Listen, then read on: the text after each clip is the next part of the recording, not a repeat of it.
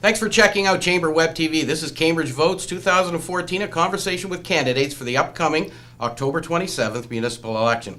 I'm Greg DeRoche, your President and CEO of the Cambridge Chamber of Commerce, and it's my pleasure to sit down with mayoral candidate Mr. Paul Tavares. Paul, how are you? Very good, thank you. Well, it's been a couple of days, I guess, since we saw each other. Right. You did the mayor's debate on Rogers TV. I got to ask a whole whack of questions. I liked that, actually. It was good. I liked the environment. It was a little cozy. Yeah. Little rubbing shoulders with the other candidates. Yeah, 7 candidates, too. It's, really difficult. I thought they did a very good job of getting a lot of the questions out, though. Absolutely. It was very, very good. Toughest question I got for you, toughest question you'll ever be faced in the entire election process, Paul Tavares. Why are you running? I'm running because it's time for a change. Doug Craig has been mayor of the city of Cambridge for 14 years, and like I said in the Cambridge Times, he may or may not have done good for us, but it's time to move on. Waterloo's getting a new mayor, Kitchener's getting a new mayor, even Mayor Hazel's stepping down, so. Yeah, and who'd have thunk that, 93 and still going strong. I She said she's not stopping politics, though. She's just stepping down. Oh, no, she can never keep her voice out of it, that's for sure. That's for sure. That's Hazel, but yeah, you gotta love her. She's been incredible. She did well for the city and for the province, I believe. So. Yeah, exactly. Paul, what do you see as the biggest issue facing Cambridge and other municipalities across Ontario today? I think municipalities in general have a concern about keeping people in their community. A lot of people, they grow up in small communities and they have this dream of leaving and going to the big city. And I've been to a big city. I was in Calgary for 5 years, and you know what? I'm back. I've left Cambridge 3 different times to go to 3 different cities, and I keep coming back because we're the center of the universe. Absolutely. There's so many small things about Cambridge that add up to big things. Yeah. And it's a lot of the small things that attract people to the community. And we need to emphasize the small things. Yes, we got a river running through the middle of our city, and that's great. But what else, right? And we talked earlier, and other candidates have brought up issues that we need to keep the children hoping that they have something to do here, rather than dreaming about moving off to a bigger city. Or is there an opportunity for them here? And we need to create those opportunities and attract more opportunities. Yeah. No, it's there's no question about it. It's a big concern for communities all over the place. How do we retain and keep our talented youth? Absolutely. Once they're born here, they're kind of, why wouldn't they be here? But a lot of people do find refuge somewhere else. It's like the old saying, you can't choose your family, but you can choose your friends. Yeah. And if you're forced to be born here, and then you have to make a decision when you grow up, what do I want to be and where do I want to do it and all those things, let's convince them to stay. Yeah. Give them a reason to stay. No, exactly. Frankly, Paul, the Cambridge Chamber of Commerce is looking for people with big, bold ideas to carry us forward the next 4 years and beyond. What's Paul Tavares' big, bold idea?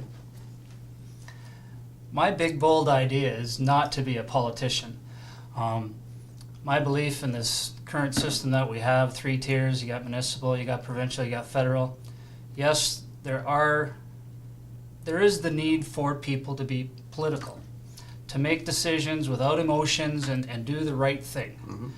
And quite often what I've seen is people are making decisions based on the direction that they're being pulled at the time by whoever's supporting them at the time and whoever has the largest voice rather than just what's best for the community. Good point.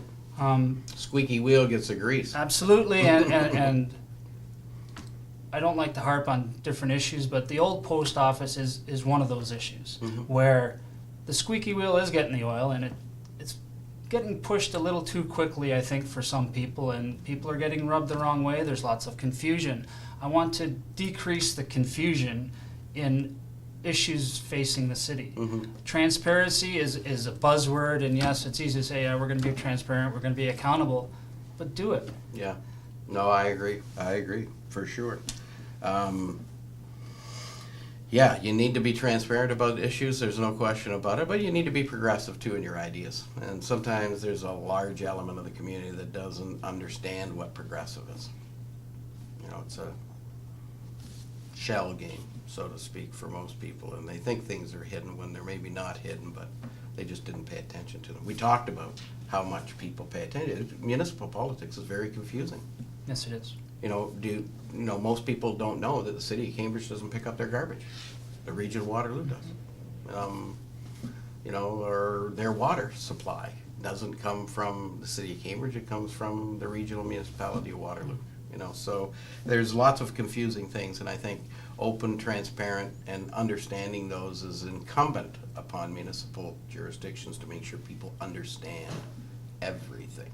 Absolutely. You know, we're the taxpayers, we pay for it all. Speaking of taxpayers, and we pay for it all, what's really, really important, I think, in the future growth of a community is economic development. What do we do to attract new employers, or what do we do to inspire current employers to think outside the box and grow? And what do we do to help them do that? Currently, as a result of us losing Maple Leaf, going to Hamilton, and we had an opportunity to bring in a large manufacturer called Dr. Oetker, who was going to do their frozen pizza products here. They ended up going to London because there was a cumbersome mix-up between the region and the municipalities. They wanted to locate in North Dumfries, and the region couldn't get involved, and North Dumfries just didn't have the means to be able to help them. So as a result of that, they started to look at, well, maybe we should have a regional economic development organization, kind of arm's length from government, operate a little bit independently, predominantly. However, you know, governed to some degree by the municipal partners, because, you know, you're putting public dollars in, you've got to have the public watch the dollars. So in any event, they're talking about doing that for more broader, trying to attract businesses to come and look at the region to move in, and then the local economic development departments would just concentrate on companies that are here. 80% of growth in a community comes from the existing businesses that are here. Only 20% of it comes from foreign direct investment or outside. However, it's very expensive to do. Yes. What do you think of that whole thing? I think there needs to be fewer restrictions on expansion. There's a very old saying, and it keeps creeping back, not in my backyard. Mm-hmm. Build absolutely nothing, absolutely anywhere. Yep. I like it just the way it is. Right. People are, yeah, I love that idea, but don't build it in my backyard. Go down the street or go to Preston or go to Hesper. Yep. You know, like, if something is a good idea for the city, then it shouldn't necessarily be a bad idea to have it in your backyard as opposed to my backyard.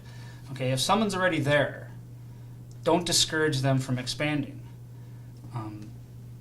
A prime example would be waste management. Mm-hmm. They put a new facility in Cambridge. There was nothing discouraging them from doing it, nothing preventing them from doing it, except maybe them winning their contract with the region of Waterloo. Mm-hmm. Now, if they lose their contract with the region, when it comes back for tender again, are they going to shut down their Well, recycling plant? That's the Right? question that should be asked. So stuff like that, where Mm-hmm. being progressive, going to the future, the Green Initiative, tech industries, allow them to consider expansion Yep. here. Allow Google to say, hey, we don't need to have 6 offices in Kitchener, maybe we can put 1 in Cambridge, Mm-hmm. that kind of thing. Yep. No, I agree. I think economic development is tricky, and we certainly should be working with our local players a little more consistently, that's for sure.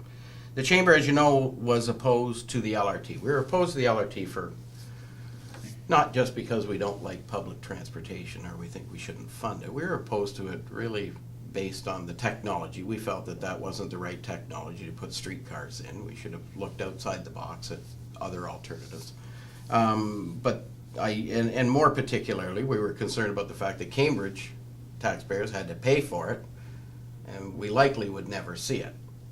Because we need other levels of government to fund large sums of money in order to see it happen in the region, or in Cambridge.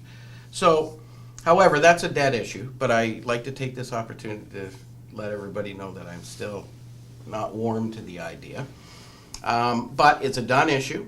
They're literally starting to put the tracks in place now. The LRT is here to stay. We have an opportunity because the premier actually of the province, now we have a majority government. She actually said there's maybe an opportunity to speed up the process of phase 2. We have a local member of parliament who's a part of that government. I think, maybe there is an opportunity, but what do we have to do? We have to make sure we've got the ridership, because nobody's going to pay for something where nobody's going to ride on. If you think it's bad to have an empty bus going around town, wait till you have an empty train going up and down the street. You get lots of complaints. What do you think we should do, Paul, to encourage that? Or should we? Or should we just say, no, let it come when it comes? I think there's very little we can do to encourage the ridership when there isn't the population density to warrant it in the first place. You can encourage everybody that needs to use public transit. You can encourage others who have a car and would rather drive to work to park their car at a train stop and take the train. That there's still not enough. There's not enough people here, and Doug Craig touched on it. I hate to use his name, but he touched on it in the debate that the forecast doesn't show that there's going to be ridership in Kitchener and Waterloo until 2040, and there probably never will be enough in Cambridge to warrant an LRT coming to Cambridge. So there's talk already in Waterloo of having phase 2 changed to be east-west on Herb Street, because it makes more sense. Well, sure, it makes more sense for them, but it doesn't make sense for Cambridge. And yes, I'm not warm to the idea either. But you'd like to see more people using public transportation. Yes, I'd like to see it more convenient to use public transportation. I'd like to see some of the routes, especially in the manufacturing sector, go longer. Yeah. Because, heck, when you on an afternoon shift and you finish at 11 and you wash up, change, and walk out the door, the last bus is gone already. The public transportation isn't an option. So, need more options for those types, as opposed to an LRT. What about GO service? I got a question on that, but let's bring that in at the time, because I think the long-term plan for Cambridge is to get GO, and then to have the LRT, or for now the BRT, kind of link into it. And do you think that would help? We'll touch on the BRT issue too, because I have a problem with that. But yeah, we have GO kind of now. We have a GO bus that stops at the Smart Center and heads off in that direction. That's good. We need a GO train, not a GO bus. Yeah. We need to help people get to Toronto without having to go to Kitchener first to get to Toronto. Okay, so you spend 45 minutes driving and parking your car so that you can take a train to Toronto, but if it wasn't for traffic, it would take you an hour to get to Toronto. Yeah.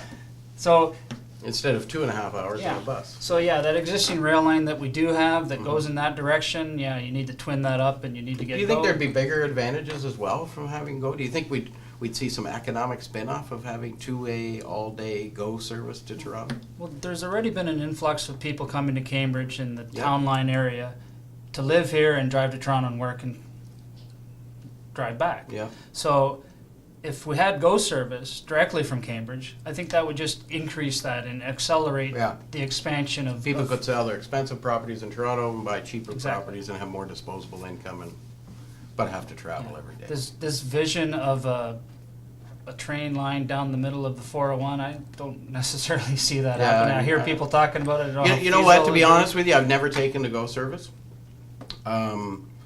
Even though I could in Milton, I suppose, or Burlington, or wherever, I've never taken it. But I've often said that if we had 2-way all-day GO from Cambridge, most of my meetings are, if I have to go into Toronto or at Queen's Park or the Ontario Chamber, which is right near Queen's Park. So, it'd be very convenient. Go to Union Station, jump on a subway, and go up to my meeting. And then I could be back here by noon hour, but there's never been that convenience for me. But I think they'd probably find a new user in me if we had 2-way all day here. I think so too. And so just looking at just the users that are doing it today, maybe not reality, because I think, you and I probably use it. If you become mayor, you're going to have meetings at Queen's Park. Why wouldn't you use it? Convenience. It's got to be convenient. Yeah, I agree with that. One of the number one issue around the chamber boardroom, and we've been working on this for a long, long time, is we really want to see a convention center. We don't want to see the municipality buy a convention center built. That's ridiculous. They don't have great success in making a ton of money. However, we think we've got a good plan for how that would work and scale it in the right size for our community. But there'll only be one convention center in the region of Waterloo. Only one. Mm-hmm. We don't need to. And the Cambridge Chamber of Commerce would really like to see that. We know statistically that the economic spin-off from convention centers is enormous.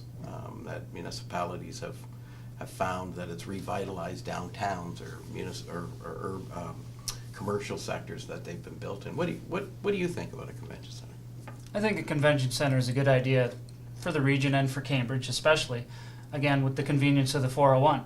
Anybody coming from any of the surrounding areas like convenience. They want to pull off the 401 and park their car at the convention center and do their thing and then jump back on the 401, regardless of the traffic. Yeah. Generally, when you have events at these convention centers, they're structured around convenience for travel time and everything else. When you go to the Metro Toronto Convention Center, they don't book stuff for 8 o'clock in the morning. They do it for 10 o'clock in the morning, so it's after traffic. So I think it'll help everyone. It'll definitely help the region. And we have cheaper land here. We have, and again, convenience. So what you're saying is, that elected mayor, you'd be happy to work with us at the chamber and try Absolutely. and bring a convention center here? I would work in that direction, and I like some of the ideas I've heard about combining a convention center and a sports complex. The convenience, again, of having multiple events in one location. It drives the attraction of people from outside of the community to come here. No, I would agree with you 100%. Taxes are really interesting. The revenue for the city of Cambridge is probably a little over $100 million. About 70% of it comes from property tax. The rest of it comes from user fees and little grants that we might get, or little debentures or not debentures, but little reserves that we might have that we throw into the particular project. However, there's still not enough money for municipalities to deal with the infrastructure issue. We got aging pipes in the ground, and without seriously increasing the property taxes, we're not going to be able to pay for them. You got any ideas on what we could do to maybe find that revenue to better take care of the infrastructure that's in our community? That's a difficult issue, and I've heard ideas about trying to increase the transfer payments from the federal level on the gas tax and have help from other levels of government to support that. I think given the age of the city of Cambridge and the heritage value of our downtown areas, possibly from heritage foundations to say, okay, if we're going to restore a building or conserve a building, the infrastructure that supports that building should come from the heritage fund, not from property taxes. There's lots of other areas, and user fees, you can increase user fees for facilities when people from outside of the region or the city are using it. You mentioned that the other day. It's hard to pinpoint, like, you got to show ID as you're coming in, and it's easier to get around that kind of stuff. Go, I'm the... Have me book it. Yeah, I'm the manager of the team, and I live in Cambridge, so I'll book the team, but 95% of my team lives outside of Cambridge, so we get around those user fees.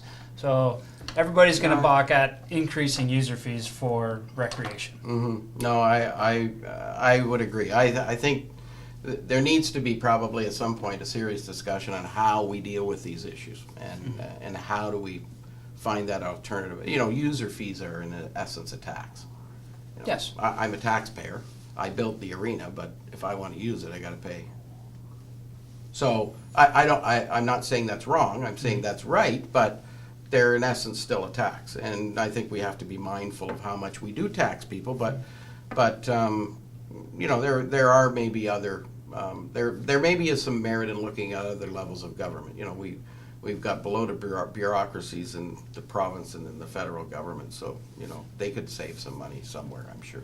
I think people in general don't mind paying for something as long as they feel they're getting value for their money. Yeah. Okay, you can increase taxes as long as you can convince the people that are paying the taxes that they're getting value for their money. I used to say years ago when I first was on council, I used to always say to the bureaucracy when they were bringing the budgets forward at budget time, look, don't insult my intelligence. Don't charge me the same level of tax as you did last year and give me less service. Mm-hmm. That's just insulting my intelligence. So, I think we gotta all deal with that. We gotta all understand that costs go up. Union contracts, hydro.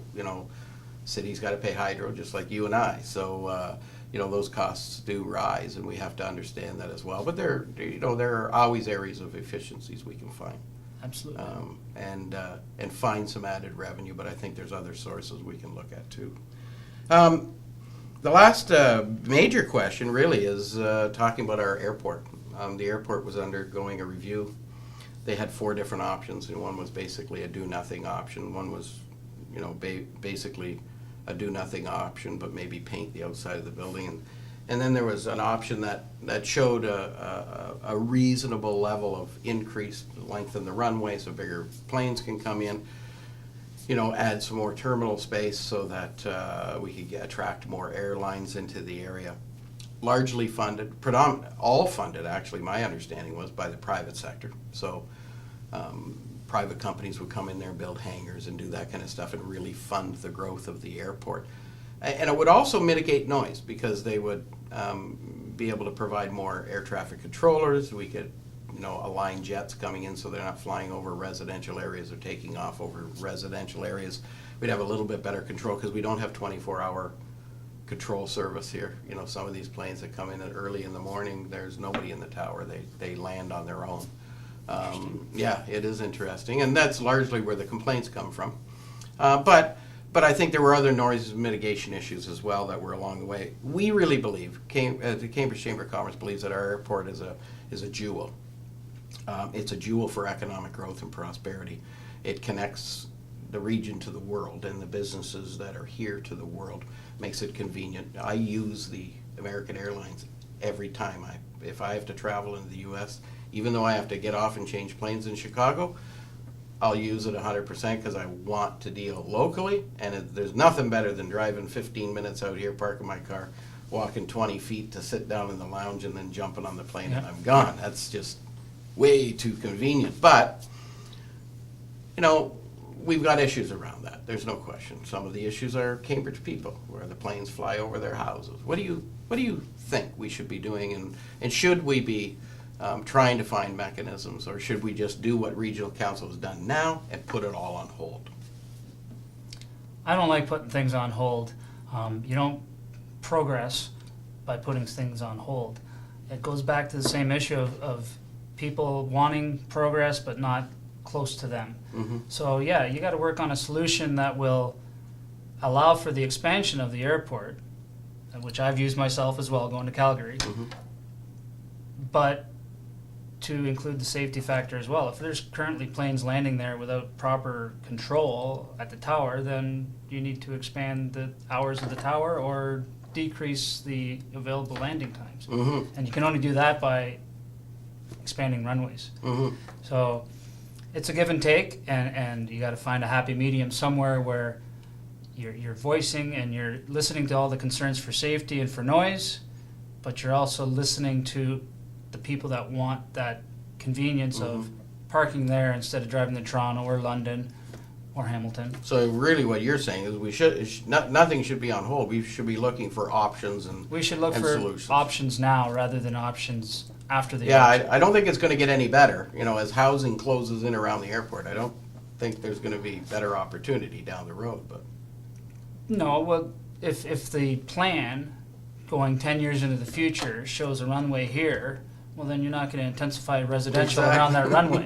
There are other cities that have no concern about what the residential is, and the planes just fly right over all the time. So Pearson, I've had the heck scared out of me coaching a baseball game with look up and you can almost read the label on the landing gear. The landing gear is coming down and you're like, what?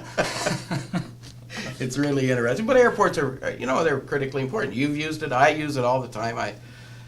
Our airport is just so convenient. It's just wonderful to have that tool here, You go to some countries though, and they put golf courses in the middle of the runways. I know. You got driving ranges, and the planes are coming down over top of golfers. So you know what?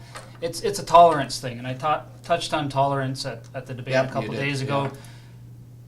yeah. You can't expect progress without some inconveniences, Mhm. and that's all they are going to be, is an inconvenience. Yeah.